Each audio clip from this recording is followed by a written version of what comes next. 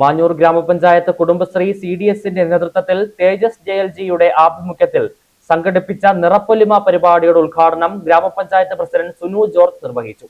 പ്രകൃതിയോടും കൃഷിയോടും ചേർന്ന് നിൽക്കുന്ന കൂട്ടായ പ്രവർത്തനങ്ങളുടെ ഭാഗമായി പൂകൃഷിയിലൂടെ ഒരുക്കിയ മനോഹരമായ നിറപ്പൊലിമ ഉദ്യാനം പരിപാടിക്ക് കൂടുതൽ ഭംഗി പകർന്നു. Manjoor central ward member Josy Mathew അധ്യക്ഷയായി.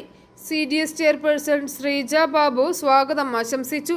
Vice chairperson Lizy Joseph, block member Shobha Maria എന്നിവർ ആശംസകൾ അർപ്പിച്ചു. ജനപ്രതിനിധികളായ Rajesh, Mathews K Mathews, CM George, CDS member Rajamma Sasi, anganwadi ടീച്ചർമാർ, ADS അയൽക്കൂട്ട അംഗങ്ങൾ, പ്രദേശവാസികൾ എന്നിവർ പരിപാടിയിൽ പങ്കെടുത്തു.